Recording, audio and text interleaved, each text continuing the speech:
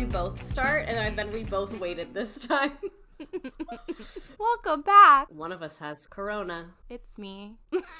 Again. That's really like twice in a month. I saw that everyone on the internet was like, I bet you've just been positive the whole time. When like the way you literally haven't. No, I know. And I didn't really realize that was even a narrative that was going to come into play. Me either. The things that happened on the internet never fail to surprise me. I just didn't realize that people were going to think I was positive the whole time. But I think people also didn't realize that I'm sick. I think people thought that I just took a positive test and was like, whoa, crazy. But no, like, I'm sick. Because if I had been positive this whole time, I don't think I would be Like, you would have sick. been getting weller, not getting worser. Yeah, nobody listening to this take that as medical advice or fact. I'm not going to Google it. But the people were in my DMs like, that's not real. And I was like, I actually have no idea what part of what I said wasn't real. So I'm just going to go ahead and delete all that. And they never answered. Return to sender, I think, is just going to be better for everyone involved. I also feel like one thing I hate about the future, meaning the time we're in right now, is that it's impossible to Google things. I feel like so often when you Google something now, you just get so many ads and then like weird blog posts that someone has hired someone to do really good search engine optimization for, where it's like actually not factual at all. I don't even Google things anymore. I look things up on like Reddit, Wikipedia, Britannica, and like that's pretty much it actually. I just post shit to my Instagram story and wait till somebody credible responds, and then I delete it when I have what I want. That's the thing that I always say whenever people in like real life are like, oh my god, you have TikTok followers. That's like when they ask like if it's fun to have that, to me that's the number one perk, is being able to ask people for advice and recommendations and get like very immediate unbiased opinions, and usually from someone who knows what the fuck they're talking about. Yes. I used to do this shit on my personal Instagram story. All of it. The podcast, the TikToks, everything. My friends and family have never been happier that somebody got an internet following. Back in the Finsta days, I used to make videos, and this was before they allowed you to upload long videos. I think the limit was 15 seconds. So I would literally post like 10 in a row explaining customers I hated at work and like what they did. And I'd be like, and then she fucking ordered the steak medium rare, and then she yelled at us for cooking it medium rare. And it would literally be like a saga. I should try and unearth those. Didn't you also have a private Snap story where you'd gossip about people and people wanted you to like... No. I would talk about like teaching and talk about like random things. I remember one of them was that I had these two students that were dating and they were trying to get their classes switched so they could be in the same classes, and I was like very much in favor of it because they would really motivate each other, and honestly they're still together to this day, so hashtag no regrets on that. But I was like posting about the saga, and people, I think that's what you might be thinking about. Yes. So if I sound like I'm dying at any point, I'm not. Did you get whatever they gave Trump? If I get COVID, I want whatever they gave Trump. I'm on Motrin, Body by Motrin here today. Body by Motrin. And purple Gatorade. Cut this part out, but speaking of Body by Motrin, I have a meeting with my sales manager to look at all my merch. He doesn't know that that's what it's for, but quick sync. Few questions for you. Not urgent. Holy shit. I can't wait to hear how that goes. So, welcome to Teacher Quit Talk. I forgot where we were for a second. We're talking.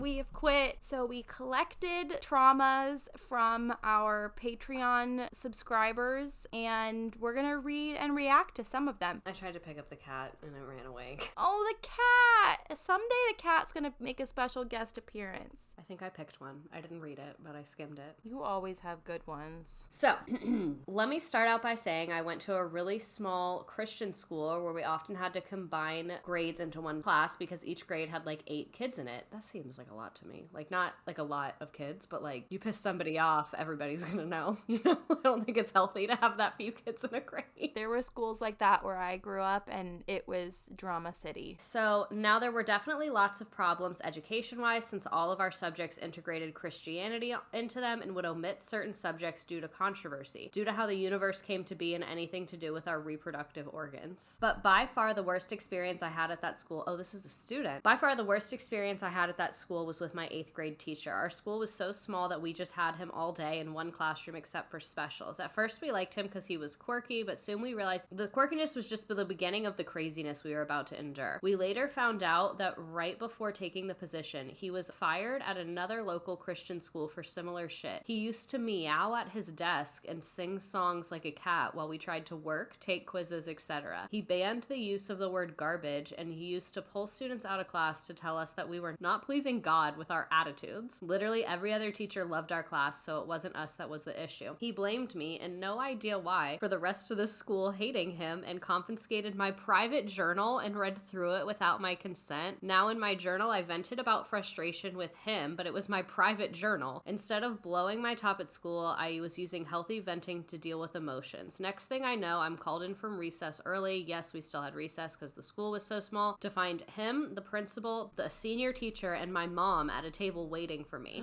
I had no clue what was happening or what I did wrong. They scolded me for half an hour about how disrespectful I was to have written these things. It's literally your private journal. What could you possibly have written? We skipped over the fact that this man is meowing and not letting you say the word garbage. Neither of those things are really bringing that much harm, but I feel like they're indicative of many more concerning things, you know? And then meanwhile, he's like inflicting religious trauma on you and regular trauma by reading through your journal. What is happening? It says, and how I should never have this journal at school because other people could read it. No shit. You mean like the people in this room? Like the adults who did? This you? Yeah. They clearly went through my desk without my consent, and I can't imagine what else this teacher did to other students. My mom knew it was all BS because I have always been a teacher's pet, and she knew I have a right to write whatever the hell I want in my own private journal. We just decided to let the issue go because it was only a few weeks before we graduated, but I will never forget how horrible that teacher was to me. I'm not a traditional teacher, but I'm a dance teacher, and I could never imagine invading a student's personal and emotional space like that. Oh my god, they submitted it at 11:11. Oh, that's lucky. Make a wish. I wish this teacher bad things. Not the one that submitted, the one that meowed like a cat and wouldn't let you say garbage. What the fuck? I want a list of everything else. Yeah, I want more. Because there's no way you could have those two weird things and not have other weird things. Yeah. I mean, I like always felt weird even going into or looking into a child's desk. It wasn't for me. People would be like, oh, go get that out of so-and-so's desk. And I think that's why I got so upset last year when my kids were stealing from my teacher bag all the time. Because I was like, you guys, I don't go into your desks, but you're going into my bag. It feels yucky. I remember one time this girl left class.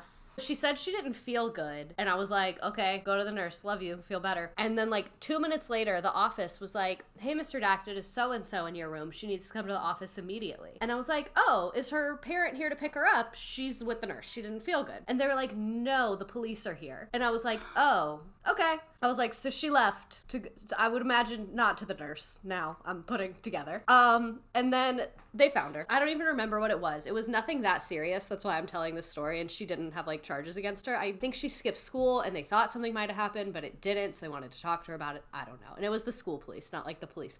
Oh. But like not the usual school police, like extra ones. But anyway, I digress. So they find her. She's in the office. Then one of the school police officers comes down and is like, hey, is her stuff in here? And I was like, yeah, her backpack is right there. And he asked me, he was like, oh, she needs her laptop or something like that. And he was like, can you get it? And I was like, no, it's her backpack. And he literally looked at me like I was insane. Yeah, just take her whole bag. He was like, just open it. I was like, I don't want to open her backpack. And then I opened it and there was a vape inside. Oh, jeez. I just gave him the backpack. I was like, just bring her the whole backpack. Here you go. She needs the whole thing. I was like, actually, the bell's gonna ring soon, so just take the whole backpack to her. Yeah. And speaking of vapes and backpacks, one of the few administrators that I have respect for that I worked for, one time a girl went to the nurse and was legitimately sick, so he came to come get her stuff to like bring it to her so she could go home, and he was looking through her backpack to try and find her phone because she was asking for her phone to call her mom, and then he found a vape, and I remember he just sighed and goes, God damn it. And then she came in to come get her stuff, and he goes, hey, when I was looking for your phone, I feel like I might have maybe possibly seen something that I know you would never bring to school, so I know I would never see it if I maybe possibly decided to look in your backpack tomorrow. And she was like, yes. Yes. And then just left. There's like that argument that like your backpack becomes school property once it's in the building. Like that's what they used to tell us in school. And I was like, fuck it is. Yeah, I feel like unless there's like an immediate safety issue pressing, like there's nothing that's that important, especially not your personal journal. No. Okay. Sorry this is so long, but I needed to get this off my chest. Don't ever apologize. In 2017, I began teaching English 1, a mixture of sophomores and juniors, since we had a separate freshman campus. My first 2 years, my students were for the most part well behaved and I loved them all. However, I'm a young, moderately attractive female. Don't be shy, I bet you're really attractive. She's like, I'm a 6 at best. I'm a Indiana 6, a New York 4. I know where I stand.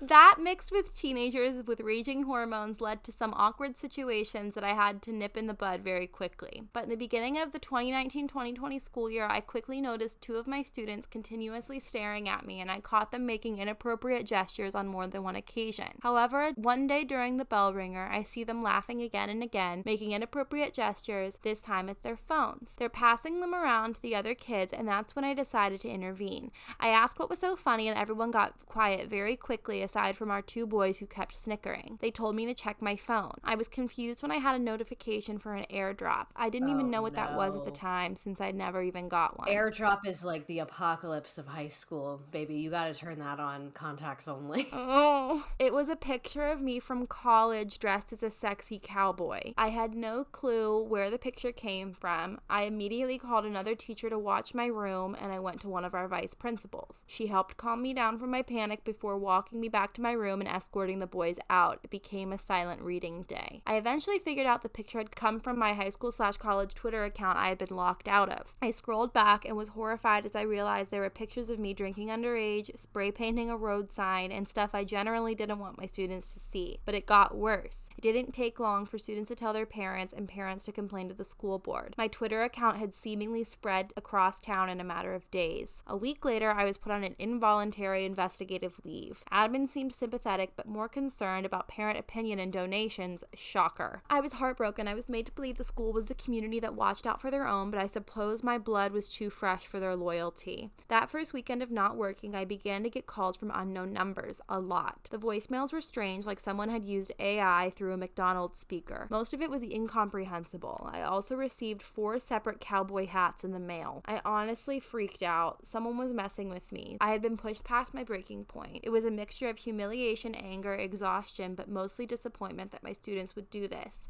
From what I could tell, it was several people involved, but I'm really not sure. I hate to think a parent would be so petty, but it's almost worse if it was one of my students. I ended up moving back to my hometown. I felt beaten down and broken after 2.5 years. I've wanted to teach my whole life, but I wasn't prepared for this. I work in a warehouse now, making little less than I did. I want to go back to teaching, but I don't know if I could handle it. That is so sad. That's awful. Ugh, I feel so bad for her. It's like that thing they always tell us about digital footprint, but it's also like everybody has a digital footprint now. If you're locked out, if somebody hacks a private account or whatever, or even like she said, locked out. Like I have an old email address that I have no access to, that like if there was an account linked to that email, like I would literally be fucked. Didn't we talk about this last week with Sunny 2 episodes ago to the people listening? The president's gonna have an OnlyFans. Yes, that's what I was saying. Like that's our next glass ceiling, is a president whose nudes have been leaked. Especially the generation above us don't really understand that. Like they're still like slut shaming people for sending nudes instead of just being like, it's actually a problem that somebody would leak nudes. Less of a problem that you take it. I also feel bad, like in the moment it's so hard to know what to do. I feel like walking out of the room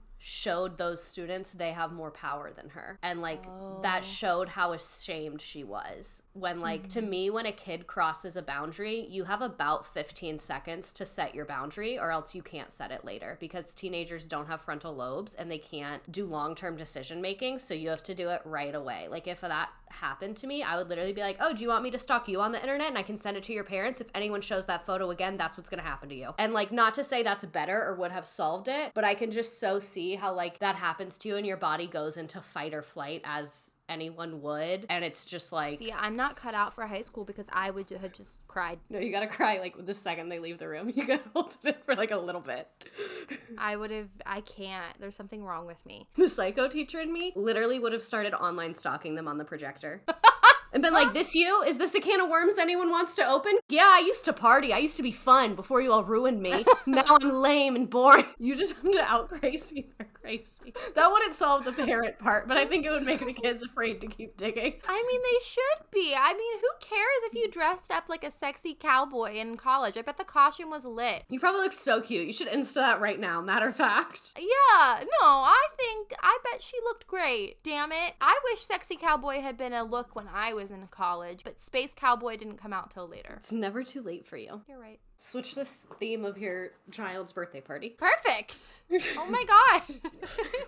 In solidarity with our listener. Do you want me to find one? Yeah. Can my AirPods stop trying to connect to my phone? That's like not what we're doing right now. Mine always tries to connect to the Apple TV. Who would want that? I do when I have the baby sleeping next to me and I want to watch the television without waking her. It's a beautiful invention. Oh, I'm going to start doing that in like the middle of the night. Real Housewives of Atlanta. Yes. It's on every night, 12 to 6 a.m. Why not? You could do anything. We have a lot of private school girlies on the Patreon. Y'all getting that money? They get paid less than us. It really depends. I know of a private school that the starting teaching salary is $100,000, but you are required to have like a ton of experience and like a gazillion references, and it's like the hardest place to get hired, apparently. I bet. Okay, I found one. It's really long. You ready? I'm excited. Yes. Okay. Hey, y'all. I'm going to be submitting a letter that I wrote to the superintendent of the district that I left last school year in order to advocate for my students and expose their abusive administration. Before I get into the trauma dumping, love that. Before I get into the trauma dumping, I want to say that I love you both. You guys make me audibly laugh out loud almost every episode, and I feel like we're besties. Not sure if that makes me a complete loser, but I just thought you should know. We're the losers. Literally, I was thinking about this today. Most people have parasocial relationships with influencers. I have parasocial relationships with my followers. Tyra Smile, that's my parasocial relationship follower. I would take a bullet for her, and I know she'd do the same. I have a significant number of people that I DM, but I only really DM with people on Instagram. TikTok, I have like I know the profile pictures, but I don't even know what their little names are. Mine's just like comments. I don't even DM the people that I like know, and I should reply to them. Ugh,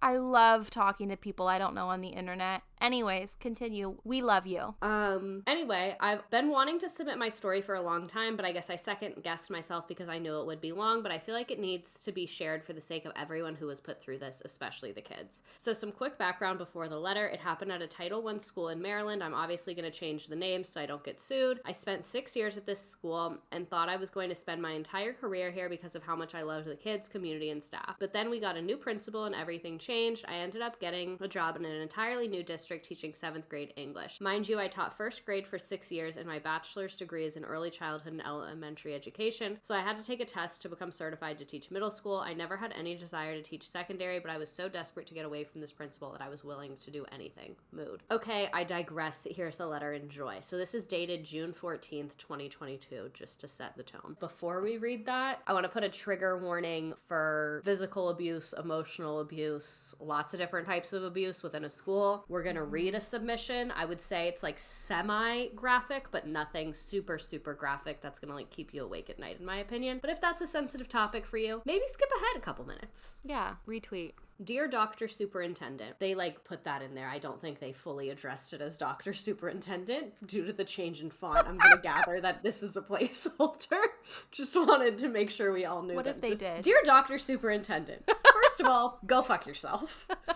Okay. Dear Dr. Superintendent, I'm writing this letter as a response to something that you said to the staff at blank school when you came on June 8th to speak to us about the budget. You stood in front of all of us and said that if you were aware of an abusive situation between an administrator and student, you would do something about it. At first, hearing this statement made me angry, and my first reaction was to write a letter to the local newspaper. Instead, I assumed that you were aware of what has been occurring at the blank school over the last several months, and since no one at the board office cared to do anything about it, the next step that made sense was to make sure the community was made aware. After reflecting, I thought maybe there was a chance you really did not know about everything that happened at our school this year. I also remembered the last time someone wrote an anonymous letter to the local newspaper about our district. You told us to come to you first with our concerns before going to the paper. With all that being said, please let me share with you about this atrocious behavior of the administrative team at blank school over the 21-22 school year. As I write this, I have already resigned from my position at blank district, which was one of the hardest decisions I've ever had to make. I loved my job with this district and every other year of my career up until this one. My reason for leaving was simple. After this school year, I had to ensure that I would never return to work in a toxic environment that was created by the current administrative team at blank school. If you listen look at the amount of staff that have transferred or left the county completely after this school year, you will find that I'm one of many. We are not leaving because of the kids. We are not leaving because of the community. We are not leaving because of better opportunities elsewhere. We are leaving to escape Miss Evil, I'm assuming again that's not her government name, and her abuse. Our conscience cannot handle another second after watching her emotionally abuse staff and students and physically abuse students, and then watch her get away with it time and time again, no matter who we report the incidents to or who we call for help. As you know, many of our students come to school and view it as their safe space, but now it has become yet another area of their lives that they have to be in survival mode at all times because of the leaders of this school. People that are supposed to keep them safe are abusive towards them. The staff that worked at Blank School under her leadership is just as traumatized as the children. Dr. Superintendent, when I tell you we are done, I mean we are done. We are done watching her withhold food from nonverbal special education students as punishment.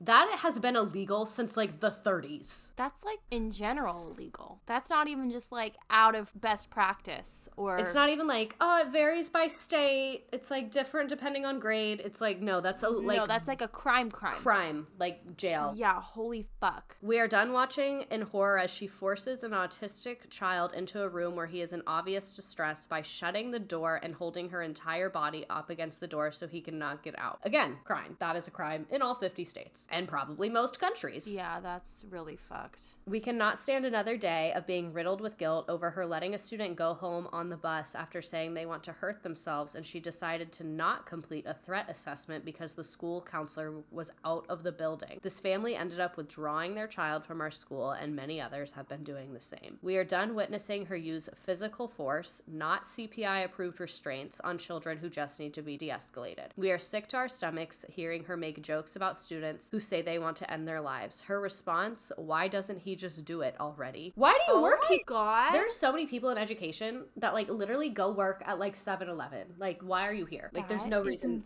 Insanely bad. We are done feeling unsafe in our workplace because she allows students and parents on the premises who have made threats that have been reported to her over and over again only for her to react when she is the one being directly threatened. We don't know how to respond when other students start saying Miss Evil only suspends the black kids after witnessing their black and brown peers being treated differently than their white peers. Is this the type of reputation you want our schools to have? We are tired of reporting things that she is doing to our students and crossing our fingers that she will finally be held accountable for her disgusting actions only for nothing to happen. Even parents have made CPS reports about their children coming home with bruises on their body and nothing has come out of it. Can you please explain to me how a teacher at Blank School was accused of physically harming a student and then escorted off campus that same day and did not return for the rest of the school year? After one accusation, he was investigated immediately. Seems a bit hypocritical of this county to hold classroom teachers accountable for their actions but not administrators. We are tired of watching some of our colleagues become targets of hers, and administrators should want to help teachers and staff reach their full potential. When they see someone struggling, they should offer their assistance, guidance, especially novice teachers who are just getting started in the profession. Instead, the staff walks around on eggshells every day wondering if they are going to become the next person that she is out to get. She singles certain staff members out by treating them differently than the rest of the staff. People have even witnessed her watching security tapes and laughing while people are in obvious distress. We are afraid to ask for help and advocate for our needs and advocate for our students because we know that it could result in a target on our back. I could go on for pages and pages and pages about what we endured this school year at Blank School. These are only the major issues that have occurred, but there are so many events that have made going to work at this school this past year feel like we are going into an abusive relationship day in and day out. People are terrified to speak out because they are afraid of retaliation, especially those teachers that are still left after this year. Those that have tried to speak up to the board office are then immediately cornered and belittled by Miss Evil. It broke my heart to make the decision to leave because my heart is truly with Blank School, but sadly I had to take the first job offer that I received to ensure that I would not have to come back to work in such an emotionally abusive environment. Who wants to work in a school or for a district that makes you feel like you do not matter and allows horrible treatment to continue on? I will be honest with you that I also became very resentful towards this school district for not doing anything to hold her accountable.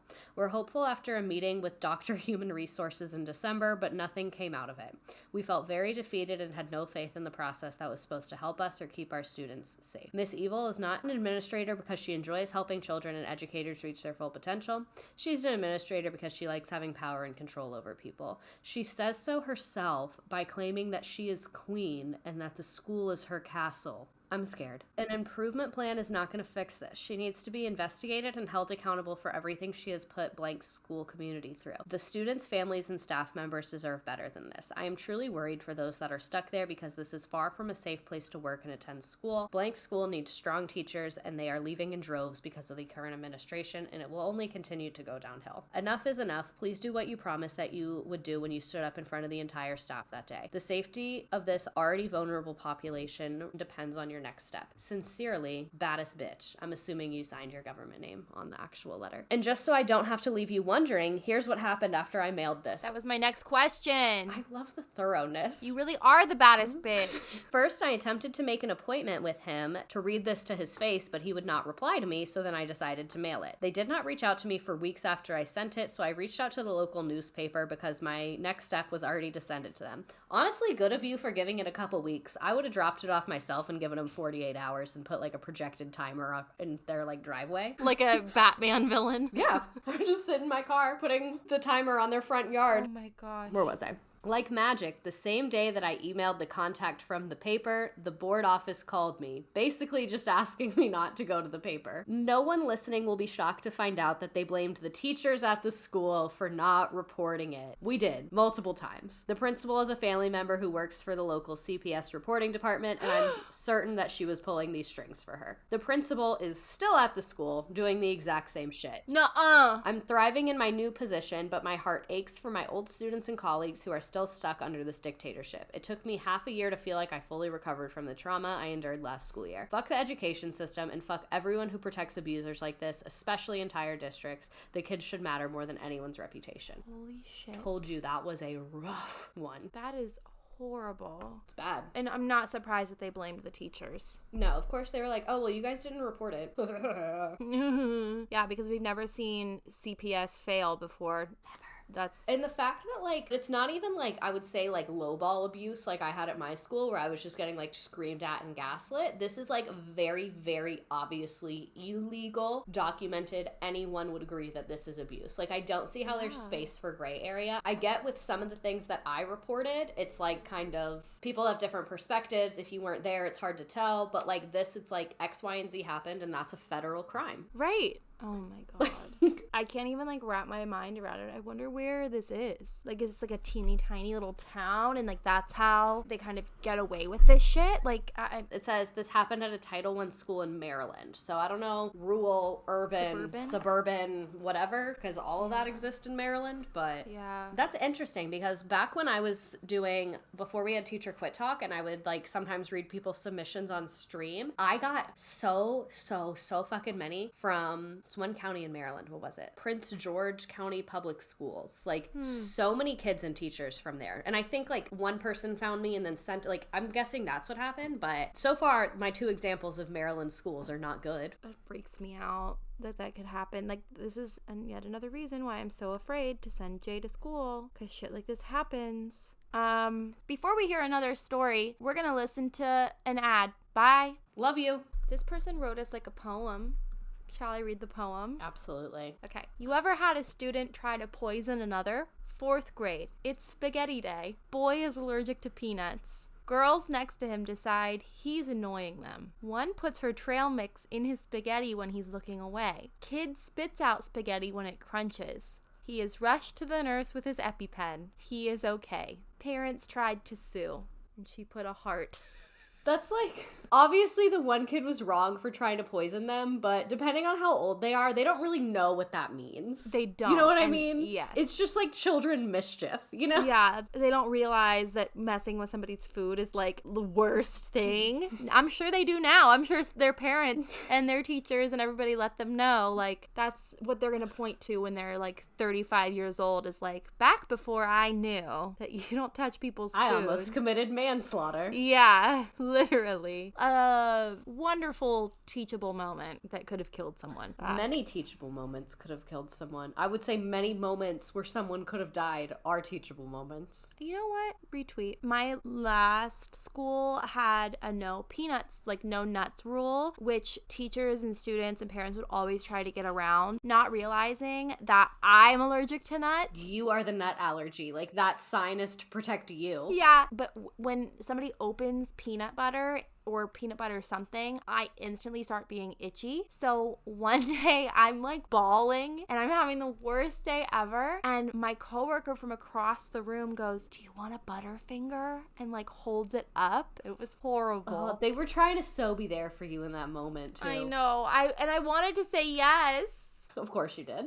I'm surprised you didn't eat it. I wanted to be like, "Oh my God, thank you for trying to cheer me up." Hang on, I'm trying to get through to find one that's a little, I don't know, not as heavy. This one's kind of crazy. Let's get into it. Okay, y'all, I've been waiting for this one. I am a first-year teacher in Alabama. I graduated college in May and applied and interviewed for lots of jobs after graduation. I wanted to know that I would have a job going into the summer, but that usually isn't how the cookie crumbles. I remember it well. I found a charter school that had a really beautiful vision and mission about empowering Black scholars. I applied and interviewed and got the job on the spot. I accepted it quickly and was so excited. I barely heard anything from the school all summer except for a cookout they were having before school was just the beginning. I made sure to go because I wanted to know if I could get into my classroom and start setting up, or just to know what grade I was teaching. When I got to the school for the cookout, I asked about when I would be able to get in my classroom and was met with a couple blank stares that I wouldn't be able to get in until after the first day of PD. Whatever is what I thought. So it's the first day of work and I couldn't sleep at all because I had no clue what to expect. We were all meeting in the cafeteria and I found my seat. Luckily, I was teaching second grade, which was what I wanted. We were all seated with our team and I began chatting with mine. We found the map of the school we were given, and second grade was placed outside of the school. When our head of school got up to speak, she informed the school that second grade would be in trailers. We call those portables. And the school would wrap their arms around second grade to try to ease our discomfort. We were also upset about no one telling us prior to the head of the school telling us in front of all faculty. I went in the trailers during the cookout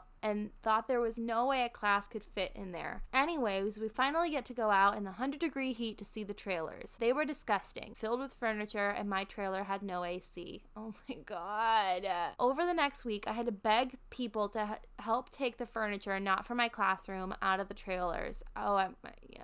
Yes, this is ringing bells. I could only work for 15 minutes at a time before feeling like I was going to pass out in the heat. I contacted every admin member about the AC and no one gave me an answer. You gotta email the parents. That's what I did. Hello, my name is Miss Redacted. Your child will not have AC on the first day of school. In all caps purple. Unless... Technically, you don't put it in writing, I guess. Technically, you say it when they're there to pick their kids up. Like a voice memo, or? I would tell them about that at the same time that I would say, I don't care if your kid does homework or not. That would be the thing that I tell them when nobody's in the room during back to school night. Anyways, they just said it would be fixed before the kids came. During our PD before school starting, we were given no curriculum, no materials, no manipulatives, and no guidance except how to do a 30-minute long morning meeting and a 10-minute number talk. Oh, you were at a charter school. You were at the charteriest of charter schools. We also didn't have a principal or counselors. We had a culture director for a school of 500. Oh my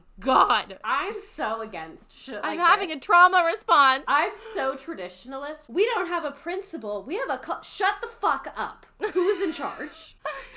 School starts and I don't even have a key to get into the building. I only have my trailer key. The trailers were behind the school. Well, you don't have a room in the building, so I don't know why you'd ask for that key. I don't think that's relevant to you. Yeah, you don't need the bathroom. The trailers were behind the school and there were 2 doors in the back. My team had to send a message in Slack anytime we wanted to get into the building. One time, all 4th, 2nd grade classes were waiting to be let in for lunch for 15 minutes in the Alabama heat in August. I expressed my concern to admin and nothing happened. I think I got a key a month into school. The trailers were terrible. We were given huge tables and chairs that barely fit under the table so that when my kids sat in the chairs, they couldn't really fit their legs under. That's what I had last year. I had giant chairs last year that my kids literally sometimes would have to sit sideways because they couldn't scooch under. I wasn't at a charter last year, but I digress. One time I got the baby desk in my room. Not all of them, but just like a few of them. It was the elementary desk. And I was like, why is this even here? Yeah, right. I was like, who dropped this off?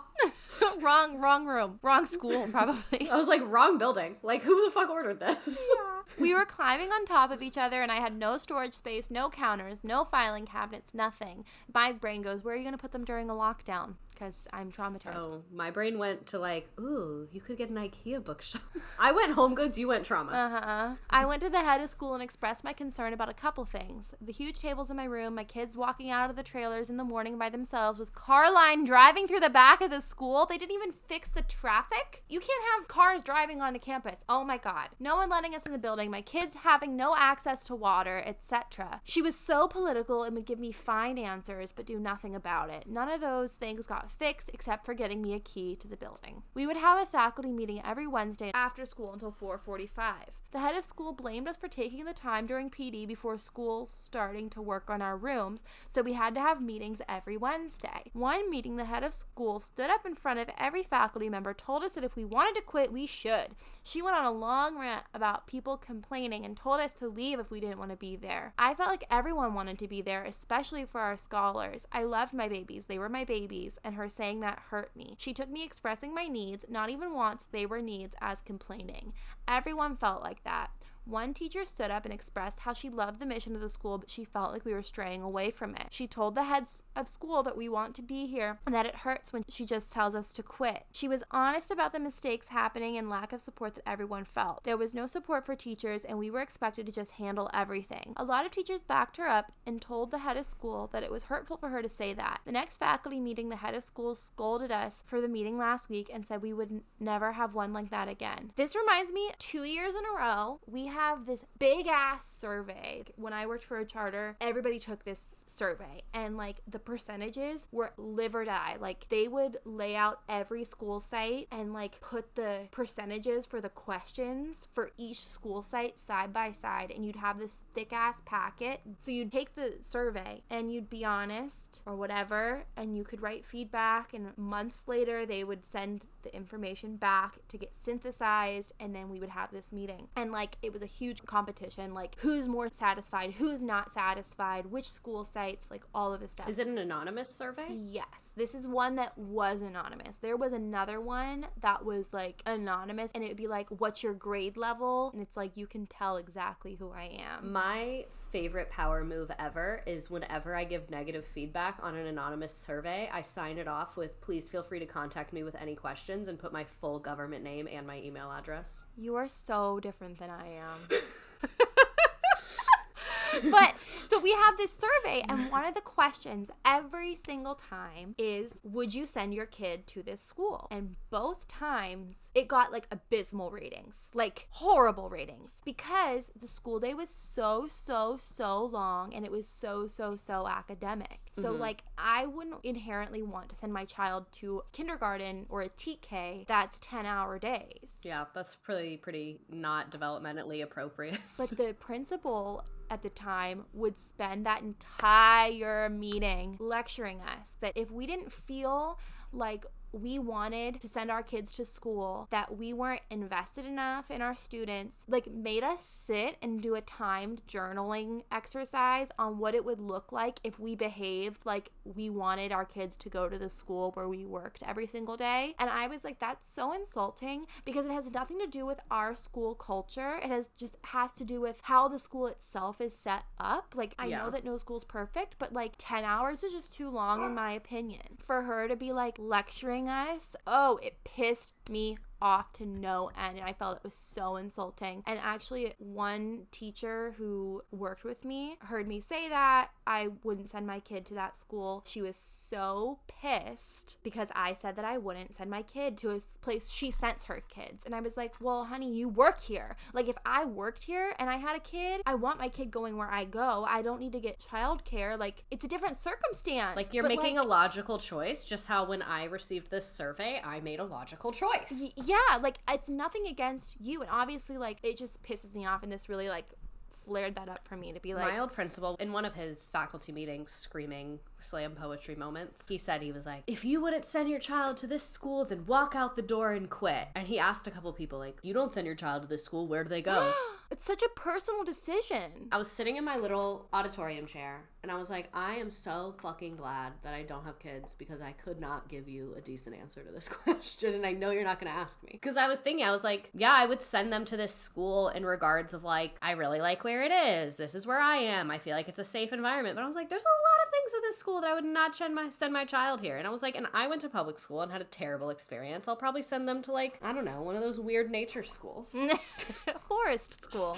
Like, I get what they're saying. Like, everybody wants to send their child to a place where the teachers accept them as, like, their own, like, take care of them as if they are their own. And, like, I do. And, like, I felt like my colleagues did. I just felt like the structure of the school itself wasn't my favorite. They're treating it like such a black and white question when it's so nuanced. Yeah. Because people will have multiple children and send their children to different schools based on the kid's need. Yeah. I understand what they're trying to get at, but I don't think it's an effective way to get the information they're looking for because it brings up so much personal stuff, nuance, stuff about your parenting, stuff about your kid. Like, it's just too nuanced for you to really have it be a valid survey question. Yeah. And at the time, I didn't have a child, nor did my principal have a child. So as she's yelling at us, it's like, I'm bitch, like, you don't even know. You don't even know. They really thought they popped off with that question too. It was really frustrating. And like, that's like this principal being like, these people have valid concerns. It doesn't mean that they want to quit. Anyone that says like, oh, just quit, like, be so for real. Especially because it seems like these people really believe in the mission of the school and they're just saying that like, we need to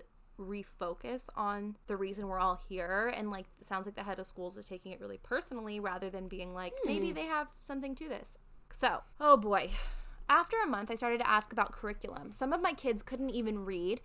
Our curriculum coach didn't do shit. She knew nothing, sat at her desk doing nothing, and would get upset at everyone over everything. She had her assistant, who had been working at the school prior to her, do everything for her.